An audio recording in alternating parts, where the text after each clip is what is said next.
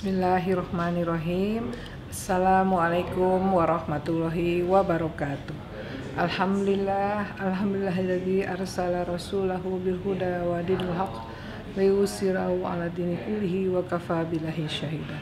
Asyhadu an la ilaha illallah wahdahu la syarikalah wa asyhadu anna Muhammadan abduhu wa rasuluhu la nabiyya ba'da.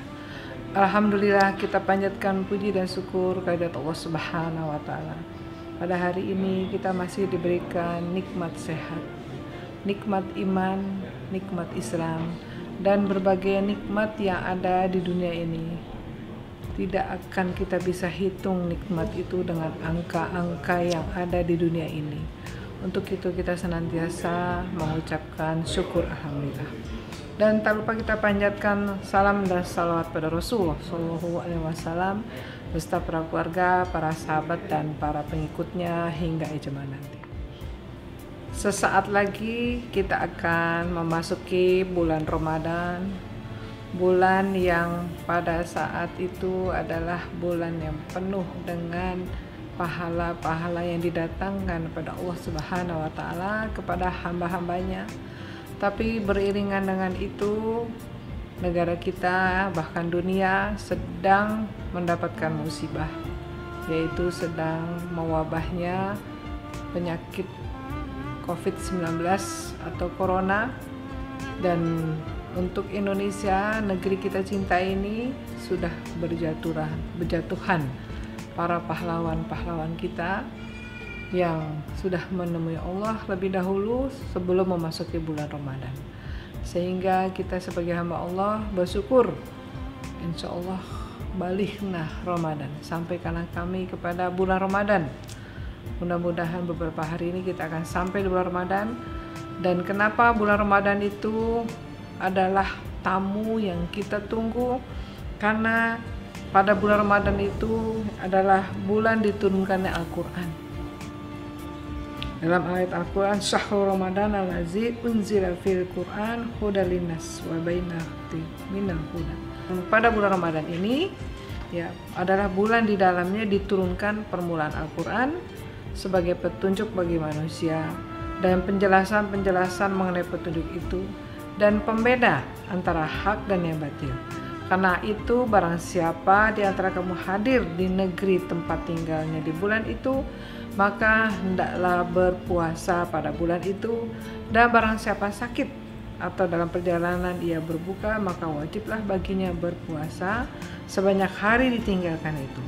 Pada hari-hari lain Allah menghendaki kemudahan bagimu dan tidak menghendaki kesukaran bagimu, dan hendaklah kamu mencukupkan bilangannya, dan hendaknya kamu mengagungkan Allah atas petunjuknya yang diberikan kepadamu supaya kamu bersyukur. Dalam surat Al-Baqarah ayat 185, bahwa di dalam bulan Ramadan ini di dalamnya diturunkannya Al-Quran sebagai petunjuk bagi umat manusia.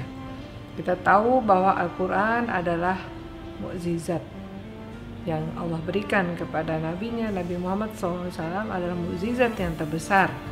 Al-Quran ini adalah message, pesan daripada Allah Subhanahu wa taala yang sudah berakhir 15 abad yang lalu dan tidak akan turun lagi. Message dari Allah dari 7 langit di atas diberikan kepada nabinya, karena nabinya sudah tidak ada lagi, sudah penutup Nabi Muhammad SAW sampai yaumul kiamah nanti. Message ini tidak ada lagi, sehingga kita harus mencintai Al-Quran.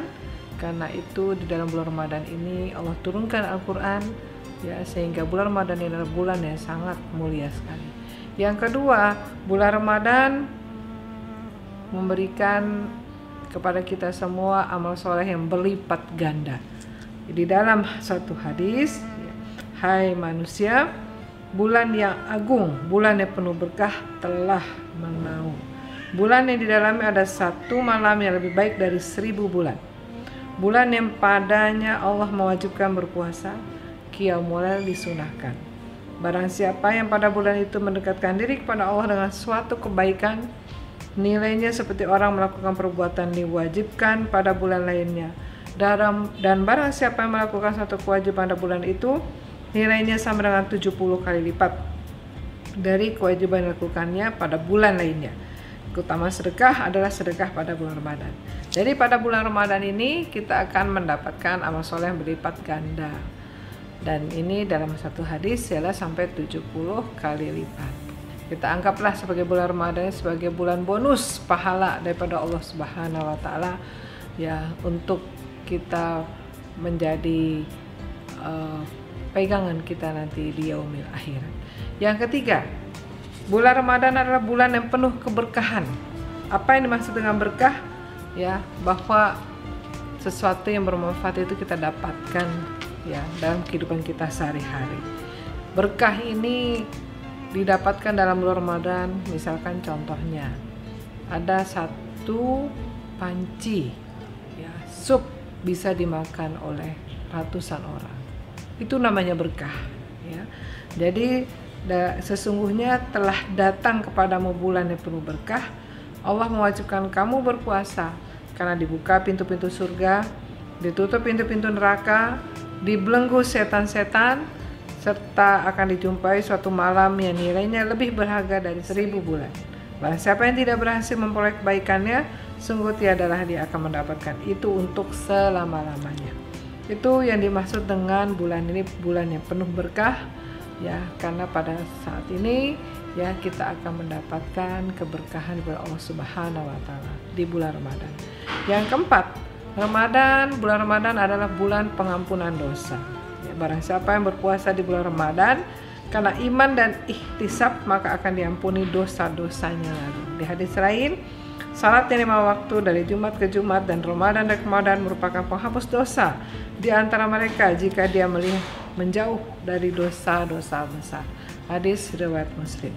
Jadi pada bulan Ramadan ini berkesempatan seorang muslim meraih pahalanya sebanyak-banyaknya, bahkan melaksanakan ibadah yang sempurna ya, agar ketika kita keluar dari bulan Ramadan bagaikan bayi yang baru dilahirkan, yang baru keluar ya dari rahim ibunya ya, untuk tinggal ada di dunia ini ya, sehingga ya kita harus memanfaatkan bulan Ramadan dengan sebaik-baiknya agar kita seperti bayi kembali. Yang kelima ya, pada bulan Ramadan ini pintu surga dibuka dan pintu neraka ditutup ya, dalam hadis tadi sampaikan ya, maka selebar-lebarnya pintu surga akan dibuka ya pada bulan Ramadan ini ya, dan tentu kita semua sebagai hamba Allah semuanya ingin masuk surga ya, dan tentu ini menjadi harapan kita seorang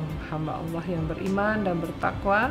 Di bulan Ramadan ini kita manfaatkan sebaik-baiknya ya, agar nanti di yaumil akhirat Allah membukakan pintu surga ya, karena kita memanfaatkan bulan Ramadan dengan sebaik-baiknya. Yang keenam, bulan Ramadan adalah bulan yang mendidik untuk ya mencapai ketakwaan ya. Dan surat Al-Baqarah ayat 183, hai orang-orang beriman, diwajibkan atas kamu berpuasa sebagaimana telah diwajibkan atas orang-orang sebelum kamu agar kamu bertakwa. Jadi dengan kita melaksanakan bulan Ramadan ini 30 hari atau 29 hari akan menjadikan kita sebagai orang bertakwa. Apakah bertakwa itu adalah orang yang paling mulia di mata Allah, bukan presiden, bukan gubernur, bukan anggota dewan, tapi orang yang paling mulia di mata Allah adalah orang yang paling bertakwa, walaupun dia hanya sebagai seorang hamba saya. Yang ketujuh, ya, di dalam bulan Ramadan terdapat malam Lailatul Qadar. Ya, pada 10 terakhir di bulan Ramadan itu kita akan mendapatkan namanya, akan ada malam Lailatul Qadar dalam surat Al-Qadar ayat 1 sampai 3. Sesungguhnya kami telah menurunkan Al-Qur'an yaitu pada malam Lailatul Qadar. Dan tahukah kamu akan malam Lailatul Qadar itu?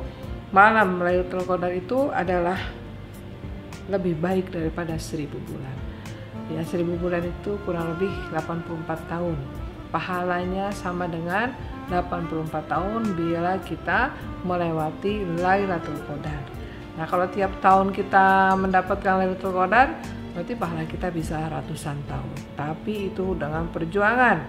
Karena di 10 hari terakhir kita sebut dengan masa itikaf, ya, kita sedikitkan tidur kita, ya, kita perbanyak ibadah kita, ya, supaya kita bisa mendapatkan Lailatul Qadar dengan sempurna. Ya.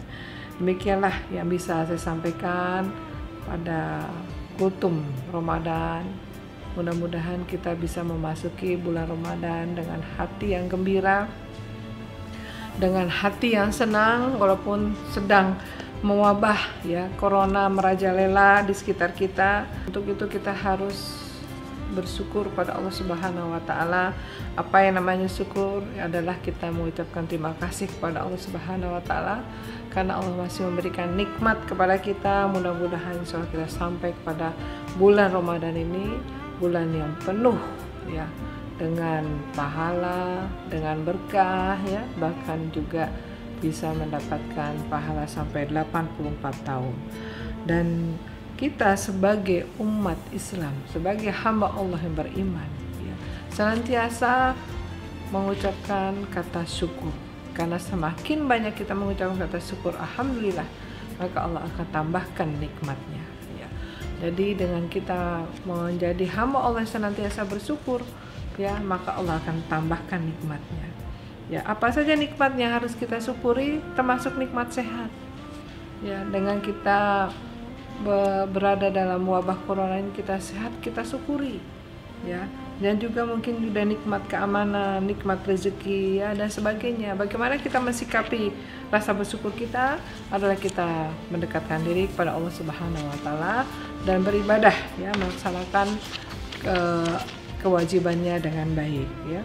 Jadi bersyukur dengan perbuatan ya, bersyukur dengan harta yang kita miliki, bersyukur dengan lisan yang kita miliki ya, bersyukur dengan apa yang kita miliki. Semua ini kita lakukan hanya untuk kepada Allah Subhanahu wa taala. Ya, bersyukur dengan hati, bersyukur dengan ucapan, dengan perbuatan, dan bersyukur dengan harta yang kita miliki. Itu semua kita jadikan untuk sarana untuk mendekatkan diri kepada Allah. Mudah-mudahan dengan kita bersyukur, maka Allah akan tambahkan nikmat kepada kita semua. Membajak sawah ketika turun hujan, kalau ada yang salah mohon maaf. Terima kasih. Wabillahi taufiq wa hidayah. Wassalamualaikum warahmatullahi wabarakatuh.